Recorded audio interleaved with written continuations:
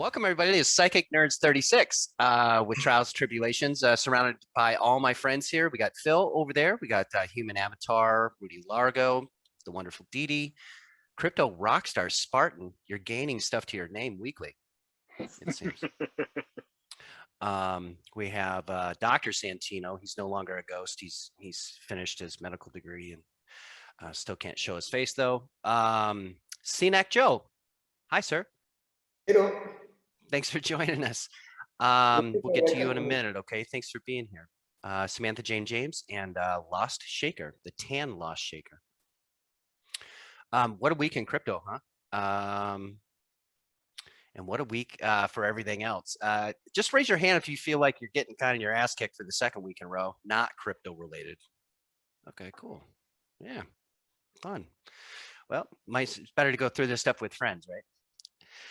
Human Avatar says 36 equals 3 plus 6 equals 9. Completion, the number of completion, 9. Hope this isn't our last show, Human Avatar. Yeah, really. Not happening. SinacJo, thanks for joining us. I'm glad that you wanted to be a part of the show today, and kind of the standard thing that I usually ask, a new face or a new person that's here, and thanks for being here, is how did you find the group? How did you get into crypto? Anything else you want to tell us about yourself, sir? But I'm glad you're here. I found about the group related to Sam about 2 years ago, and I've joined the group officially about three months ago, and I'm very pleased to be part of the group. And I just thought, oh, I'll have a go tonight and see how it goes. And so crypto, I found about crypto in 2017, and normally I'm not a tech person. I'm more into business and economy, but I thought that could be a way to revolutionize the world, and I'm into it, not full time, but I'm really passionate about it. Well, thank you. Thank you very much for that. And we're glad you found the group. What a wonderful group indeed it is, right? Oh, yeah, fantastic. Absolutely. I love all the interaction there and everyone kind of helping each other and everyone learning together and supporting one another, even through some of these pullbacks or people getting started and just needing some help in understanding maybe about wallets or anything else, or just crypto in general, right? It's a huge topic. So it's nice that I don't know, there's a place people can go and kind of ask questions. Yeah, well, our basic room has been closed since January, and that's the one that was the $25 a month. So we just created the general tier, which is added to the Psychic Nerds. So MooAnt has an opportunity to help even more people, because that was my big concern, was that as the seats for the Sam Jammer rooms began to fill up, and they're pretty much full, advanced and premium still have seats occasionally that come available. So people do have an opportunity to kind of swoop in and grab a Sam Jammer seat if they want one.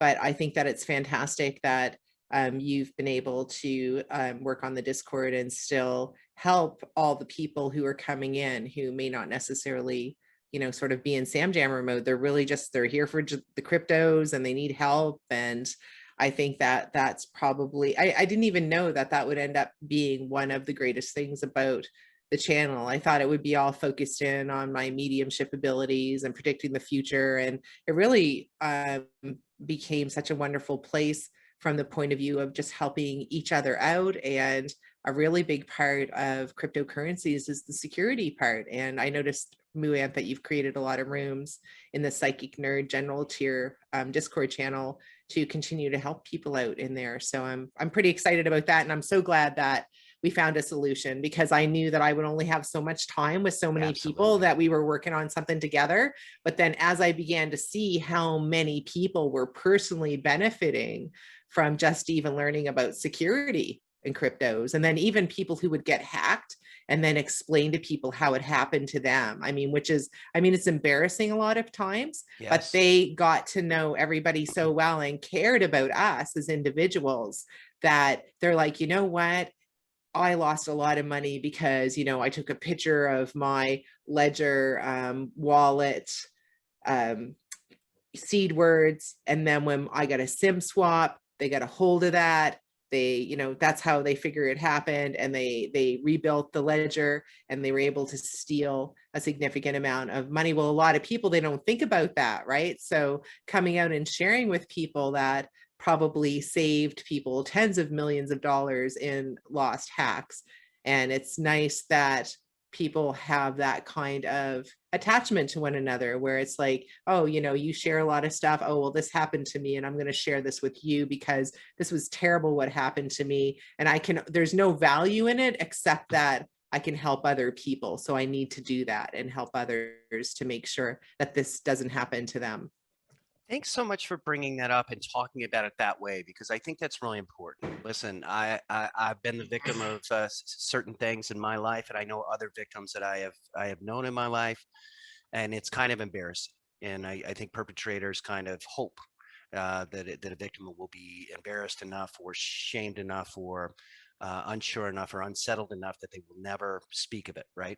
So I like this idea that there is a place where somebody, if something has happened to them, or they've made a mistake, or they've trusted the wrong person, or they were conned into something, that there's a spot where they can go and share their experience and turn a really negative thing into a positive thing. And listen, Sam, you know this as well as I do. You and I made a lot of stupid moves in crypto, and it just happens. It's part of the learning process. So I don't want anyone to feel shameful or embarrassed, anything like that, whether it was something you've done to yourself, or somebody, you know, somebody's done to you, taking advantage of you.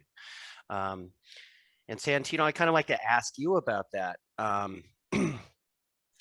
because I think it's a great thing and a great platform where people can make mistakes or be taken advantage of. They can go share their experience and hopefully protect somebody else. Any thoughts about that, sir? Yeah, well, I think, you know, I don't know how much I can add to what's already been added. Those are all great thoughts. I just, there are some parts of your Discord room where I've talked about many of the things that Sam and you have talked about. And I've always said that your phones, people's smartphones and their remote devices are the greatest threat, right? So you've got that as far as getting hacked.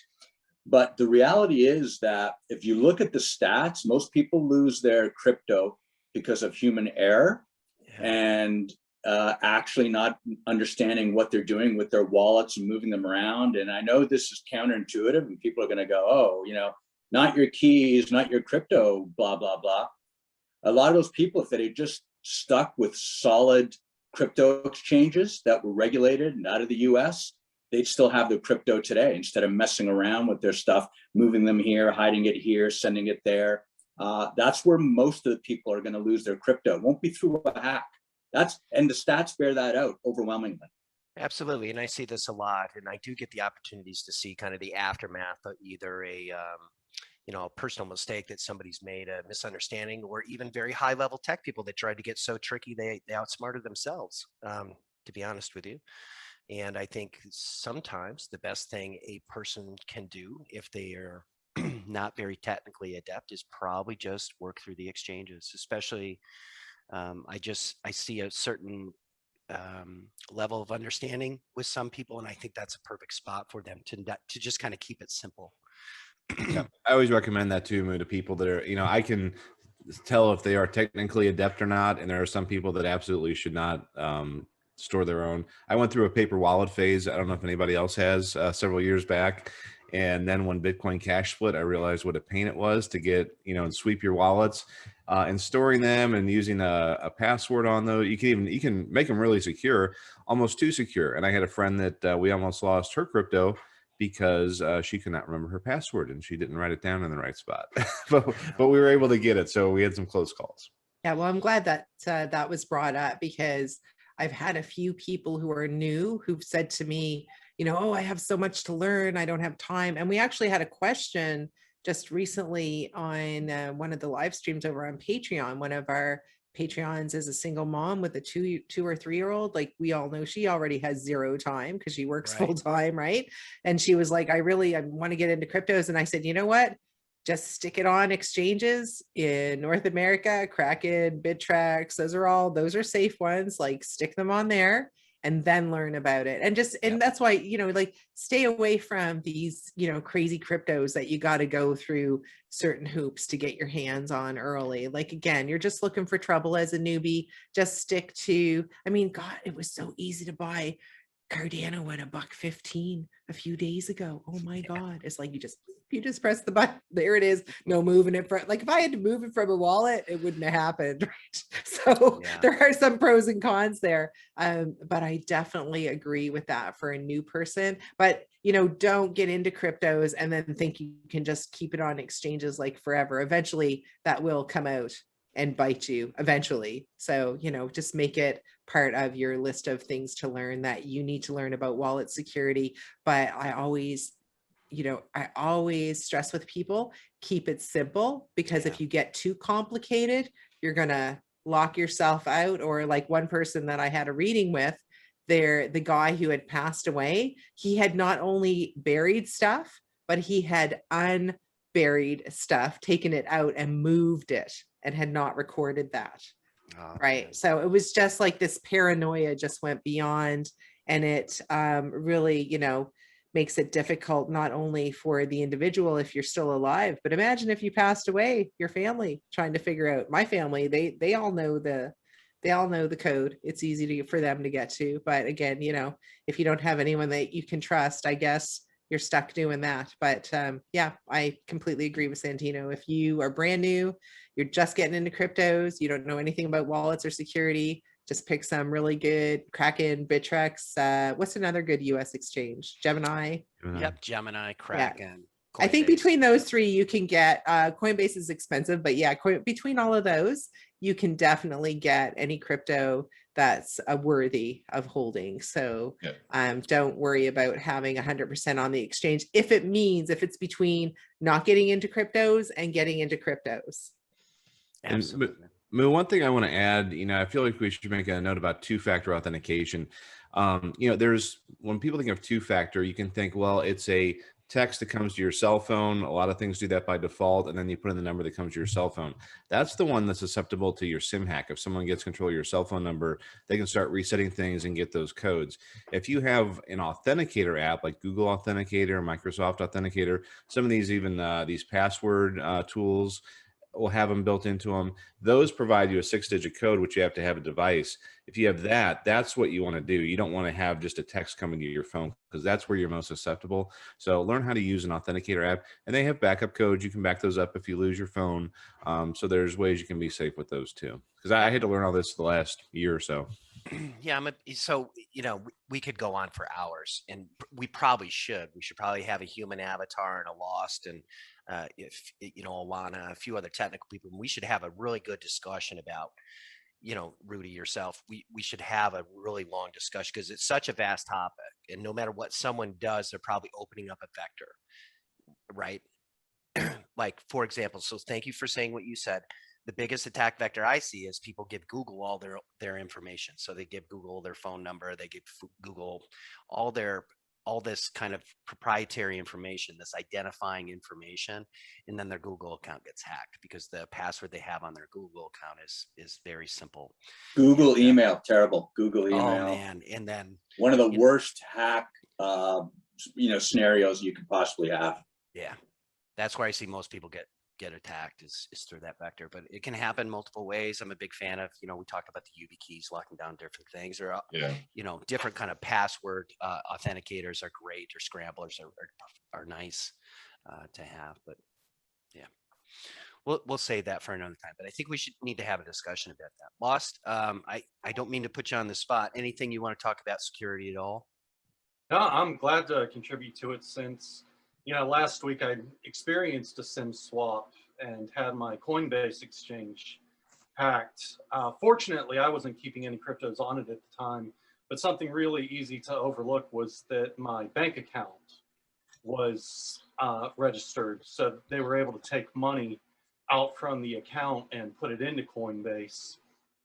Fortunately, I had great timing when I was able to log into my email and see that I got a notification from Coinbase saying that those funds were ready to be removed, and I was able to step in and cut everything off before those funds were stolen. Good for you. That's great. And Phil, you got a tech background. I don't want to put you on the spot either, but what are your kind of just general thoughts around security, if you have any? Well, I think pretty much the same everybody else has discussed, especially with the two-factor authentication. I mean, that's just very important to set up. I know, and like I think even in the workplace now, I mean, they're pushing people more towards that as well. I know where I work, almost everything is two-factor. I will say one thing with Coinbase, that they also have that vaulting that you can do on there also. So you can put your cryptos in the vaults, then you have to, usually use 2 email addresses so that to unlock the funds. I mean, it's a few more steps. It also takes 3 days. So that is, one nice other feature about Coinbase, if you can use that as well. It's something good to implement. Thank you for saying that, because I'm a big fan of, I'm not a big fan of 2FA. It's an easy attack vector.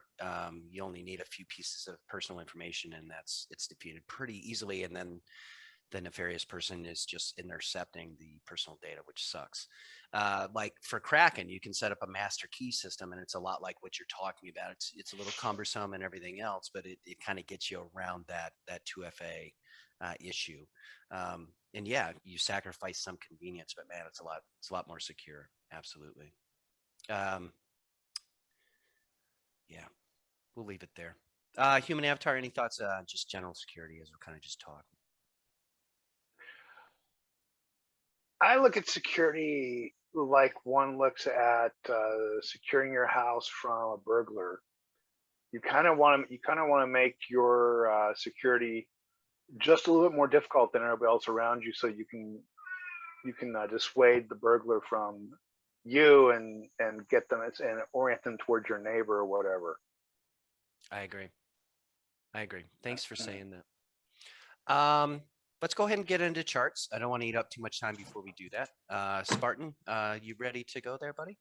Oh yeah, I can be. Okay. Just right now. Let's see.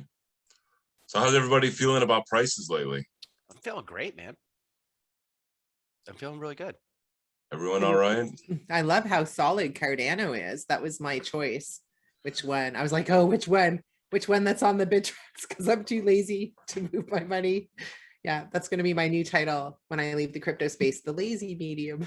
I love it. Samantha, you are anything but lazy. You are the hardest working people that we have involved in this group. Well, what did you guys like about the discussion I had on moving average and developing strength relative to other cryptos? Was that useful yesterday? I think it was useful to a lot of people, for sure. Okay, I was just curious. I think it helped me pick Cardano. There you go. When I put on my little medium hat, because I did use my special abilities. I was like, okay, I tell everyone else, so I'm going to use it for myself right now. I said, just for a little bit though, just waiting to try to figure out what to do with this money, and I don't want to turn it into nothing, because you know how our fiat currency is going. Our real estate's up like almost 30% again in the last couple of months, like since January. It's crazy. Yeah, I just happened to have Cardano up before when I went my live chart. It was just, we were talking about it, and here we are. Yeah, of course. Yeah, well, of course. So here we are in our pitchfork heading back up. A few weeks ago, I called this. I was like, I thought I was going to get up into this circle, and I was a little early, but then that's when we had that big correction. Like I've talked about this before, it's funny how the news makes the charts work. Where technical analysis meets, financial analysis or FA. And we had a little bit deeper pullback than we thought, but we're still right here around the moving averages, where a lot of other cryptos are much weaker. And if we look at this chart pattern right here, candlestick pattern, is pretty bullish. It would have been better if this closed just a little bit higher, but it's pretty significant here. This could be the second bottom in. Santino often talks about the little inverse head and shoulders patterns. There's a shoulder, here's the head, here's another shoulder forming. It's about the same distance and time. If this closes up above, if we get a nice close above these moving averages, I think Cardano is going to break 180 and start going higher. But we're at a short-term point right now, a short-term point where we need We need a little buying to come in. But the good news is most charts look like this too. Here's Adam. This is Cosmos. Cosmos. Sorry, but it's got the same candle pattern here. 1, 2, 3. Here's Bitcoin. 1, 2, 3. So they're all, you know, Ethereum. 1, 2, oh. 1, 2, 3. And you can see how this was coming down rapidly. And then the strength of this down move was not nearly as strong. And now this has been a pretty weak down move, although it came down a little bit. So everything kind of, it goes down aggressive and then a little less shallow and then a little more shallow, and it creates that rounded bottom. And that rounded bottom is what we need to see for a reversal. So all these cryptos, if we can get a close above this, the 200 bar moving average, and I've been hanging out on this 4-hour chart almost exclusively recently, looking at my ratio of my lines, trying to figure out where these downtrends came from and how I missed some of it. But things are looking pretty good. Polkadot's been weaker than others. You can see how far away it is from its 200 bar moving average. And it's been in a downtrend for quite a while. So that's a little bit weaker than some of the other ones. XLM is kind of similar, a little bit further distance compared to Cardano, where we're all right there together. I know I'm bouncing around a little bit, but here's our ADA chart. It's right down here in the middle of the chart. I think most people can pick that up. But Polkadot's a bit lower. You know, I think it's a great project, but it's going to take more work before it outperforms something like Cardano or Ethereum. You know, I think doesn't it look Spartan, doesn't it look to you like all these charts are beginning to move into a tightening range? Like the range is bouncing around, but it's getting tighter and tighter. Yeah, well, that was, you know, when I spoke a minute ago about it's the steepness of these drops are declining. So we're moving into this, you know, a tighter pattern and smaller drops, lesser moves. You know, I really feel that the down part is over. And it's, you know, this weekend's going to be tricky. It's a 3-day weekend, banking holiday on Monday. A lot of traders and professional people won't be working. I don't see a lot of institutional money getting into the market this weekend. So it's probably just going to go somewhat sideways or drift a little lower. But I think things could really pick up on Monday. It's also the first day of a new month. I think June's going to be a good month. I think, Sam, you've said that before too. June A lot should of be crazy good. action has been happening on the weekends. So yeah, I mean, I would say expect anything. You could get volatility on both ends. Just don't know. Yeah, it's just a crapshoot now on weekends. They're just so wild, you know.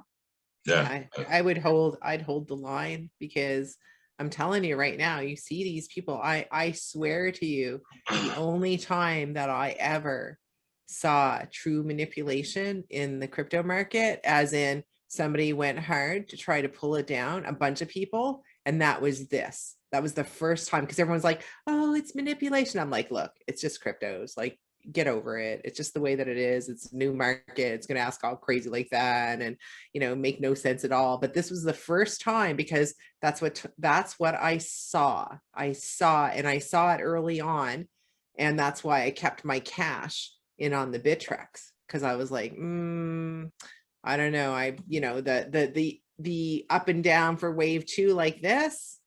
I mean, when you see people picking up the phone and calling media people and telling them to go negative, and then you see that these articles all popping out negative. I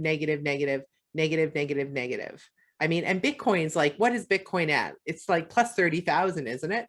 30 something thousand, 35. And, you know, and they forget a year ago, it wasn't even, I mean, I remember when Jamie Dimon back in 2019, a year and a half ago, was trashing Bitcoin, and he drove it down from, I think, the $3,000 range to down below. So we're going to see a lot of things happening this summer, but I'm like, hold the line, because I'm telling you right now, they called and had it pulled down because they want to come in. And you know what happens when a lot of people are doing over-the-counter business. it's going to come out. So I think the summer is going to be great.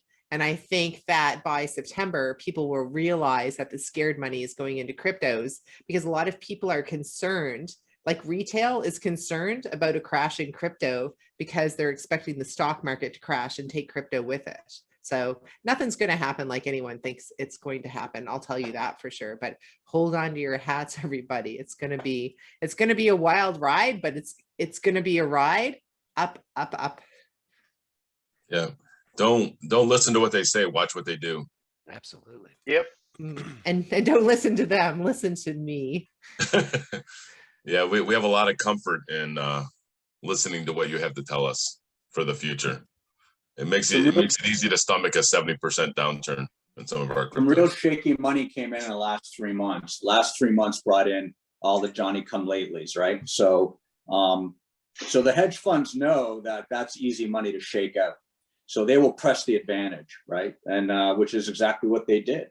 And you know, the new retail buyers that came in the last 3 months, if you've bought crypto in the last 3 months, you're underwater, right? Underwater. So so they're scared. They're scared, and they've been definitely rattled, and a lot of them sold probably at the bottom at capitulation, which is what I believe is going to turn out to be capitulation, was last week. And if not enough of them have been scared out, we'll get another dip to make sure that they're all out. Once they've been cleaned out, they'll run it back up. This is typical market action in all crazy bull markets. It's just crazier with crypto because it's crypto, but this activity is not in itself unusual. We showed over the last month the types of wallets and the types of holders that were shaken out of the market or were selling at these lows, and it was all the newly minted. So it was all the newly acquired Bitcoin and Ethereum. So that's what a lot was being sold, were new holders, probably scared to death, probably never experienced a 50% drop before. And they didn't have a group of people like we do to hold on to. I mean, I tell people, I was giving them, people were freaking out. That's why we had the emergency live stream. And I was like, listen, just think about me and Doge. Think about me and Theta, even ADA. I mean, look at all of the rises and pullbacks. You know, Absolutely. I explain to people over and over again. I say, let's say you put $1,500 into Doge and then it became 20,000 and then you don't press the button. And then it goes from 20,000 to 50. But guess what? It pulls back to 30. You don't press the button. It goes to 100. You don't press the button. It pulls back to 60. You don't press the button. It goes to 200,000. You don't press the button. I mean, people live in this wild imagination, Monday morning armchair quarterbacking, like, oh, I would have rode that to the top. It's like, no, you wouldn't have. You wouldn't. I mean, the people on the other side, like, they show me all this. And that's why they said you have to get people to spread their bets, because it's like a horse race. And then what you do is then as they run, you just hold them. You know, they're good projects, just hold them, you know, and then just cash them out whatever time. And don't try to pop from one to the other. You're going to drive everyone crazy, including me. It's a psychological game. It's a psychological game. It's just Sam's right. The people that get this game psychologically, they're going to end up the winners. I know this is going to sound really Darwinian, what I'm about to say, but it's just the truth, is that a lot of the liquidations we've seen in the last 3 months, and we've seen in other really scary days in crypto, are liquidity events that provide the fuel for higher highs down the road. There has to be some losers, and they have to lose spectacularly for us to get those highs that we get. That's the way the market is made. So it's not a good thing or a bad thing. It's just the way it is, you know? Again, that's just how markets work. And I once again, I feel like, you know, public service announcement, and thank you for saying that, but you know, if you're in these weird meme coins, if you're in these tiny coins with no liquidity, you know, you're at a risk. So when Sam is kind of talking about what she's talking about being in good projects, and good projects have already shown themselves, right? So if you bought, you know, your Cardano, for example, at 4 cents, 5 cents, 7 cents, 9 cents, 12 cents, do you care that we retraced from $2.47 down to whatever? It's currently $1.56. 156. Yeah, you don't care at all. You don't care. You are virtually unaffected, and that doesn't. So be in good projects, be in them early, and just keep it in perspective, right? I'm in it to win it. And I make the point to people that the reason why people held on to Doge, I mean, if you weren't somebody who could see the future and understand what this baby Bitcoin was all about, like myself and Santino did in early years. And I think, Santino, did you say that that was one of the reasons why you knew right from the beginning that I was for real, that I saw Doge, you saw Doge, you were like, oh yeah, she's getting Yeah. this as, yeah. Yeah, that's what definitely convinced me on your abilities. It was because I saw it independently of you, and I know when I see something and it comes through very strongly. I'm usually correct when it comes through the way Doge came through. I knew it was very powerful energy, and then you were the only other person seeing it because it was really, really early days, right? Yeah. And I'm like, okay, she's picking up on the same thing I'm picking up on. Like, I'm going all in on this ridiculous coin, and nobody else is except for Sam. So that was like, that sold me on you. And I'll be honest with you, it's one of the reasons I'm still here. Well, that's good to know, because that's actually what the people on the other side told me, because you never told me that personally. No. I just know that you've alluded to that I, knew about Doge and this and that. And there's a lot of stuff that I knew about, but I really felt like that was one of the reasons why. And, it's fantastic to have you on Psychic Nerds, because, that gives other people an opportunity to, have interaction with other people who have abilities like I do. And then that can confirm, what I'm seeing as well. Because, mediums, they do have these conversations with one another, because sometimes, you're trying to understand like the right translation for something. But with Doge, and I had this information sent to me earlier again today before coming on Psychic Nerds. A lot of times I get pictures and information from the people on the other side, and they explained to me about Doge, and they said, there's going to be many coins and tokens do very well. But the reason why we showed you that one, because that was the unmistakable, you had to know what you were talking about, because they kept showing me, they were like, this is what we showed you. And it was like the Doge, like being everywhere. When you come up, when you pop up into the ethos and you're like looking around, and then you just see these things that come out at you, and then you have to translate. And that's how you predict the future. And I see like these different coins and tokens, like I see Stellar is going to be big, and Doge, and, and I saw like this Doge and Elon Musk connection. That was kind of weird, because I didn't even know the guy, I didn't follow him. I didn't even have a Twitter account years ago. But it's so cool to see all this stuff come to fruition. And I did get excited with everybody else that Elon Musk was going to be on Saturday Night Live, and I did actually cash in a little bit of Doge at 40 and 60 cents. Still hold most of it, because again, I felt like Doge is going to be $1 in the summertime. But like most people, I can still get sucked into the, oh, Elon Musk is on Saturday Night Live, maybe it'll hit $1. But I'm sticking with my Doge $1 in the summertime, and I see that Spartan's got the Doge chart up. So well, I think that you're seems that we're backing that talking up. about it. Yeah. I'd give my little technical opinion, but Yeah. I want to give a shout out to Santino too, because I've always understood charts and watched this stuff pretty closely and thought I had what was going on. But when he and I are thinking the same, and he gives me a lot of confirmation to help hone my abilities and get better at what I'm doing, it just gives me more confidence knowing that another fellow trader, sees what I see. So when he can confirm what I'm thinking, is like, that's really good news, and we're probably dead on. And but, when you can confirm what I'm saying, Crypto Spartan, where I have like zero trading experience. I was always a holder in my early days on the stock market. I would buy like a bank stock at $28 and sell it at $80, but get over the 7 years, get like the dividend. That was my MO, right? But so I didn't do trading at all. So when I see your charts and you're backing up what I've said, like with me, the way it worked, probably for Santino as well, he can confirm this, that the whole deal with Doge was that you like see it everywhere and then you just go and buy it, because it's not like you did all this research and then you're like, oh, I'm going to ask the people on the other side about Doge. It's like, first you see it and then you're like, oh, okay. And then you go and do your research and you're like, okay, I'm definitely adding that in, but it better be a funny bunny, because it's going to be like that. It's going to be scary. People know they just need to hold it when it goes from 50 to 120,000 back to 70,000, like their wallet for Doge, right? They need to hold it. If they want to hold it to $1 million, they need to know it's going to be funny bunny, like not more like Cardano where it's like this.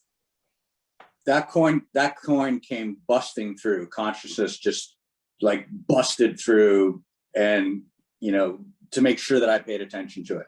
And the way I understood it was explained to me was, which again is why I know you're tapping into the same thing, Sam, is that it was, we're going to do it in a way, in a coin that everybody's going to scoff and laugh at, in a coin that nobody will pay attention to, in a way that you would have to be crazy to be in it.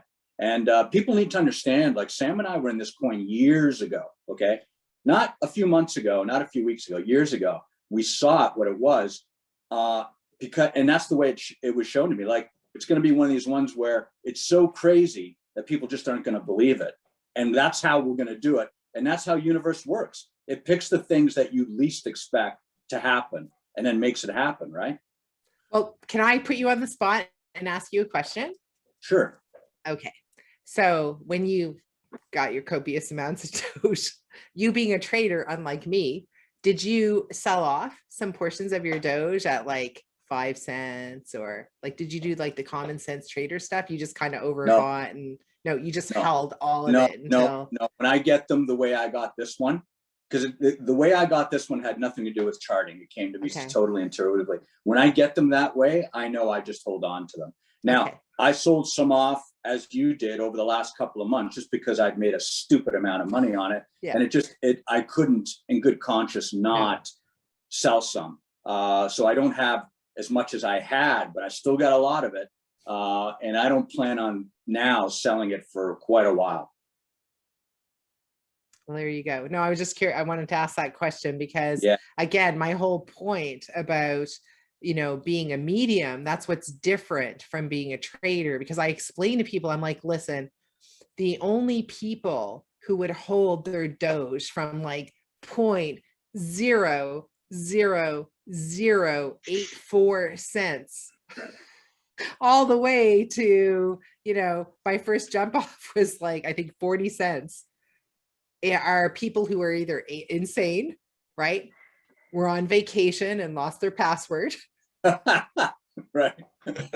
Or are mediums and had it presented to them in a way that, oh yeah, there's no doubt about this. Blockchain is the future, and this Dogecoin, don't know what's up with that, but that's going to be like a huge winner that makes no sense. So I'm just going to park a bunch of cash there. And then when people are selling off at 5 cents, 7 cents, 12 cents, and you're still holding all of it, that there's something to it. So I was just curious to know if you were, because you're still human like I am, and sometimes I can still get sucked into my human, like, oh no, I have to. No, okay, just remember, you were already told this is the way it's going to be. Don't succumb to doubt.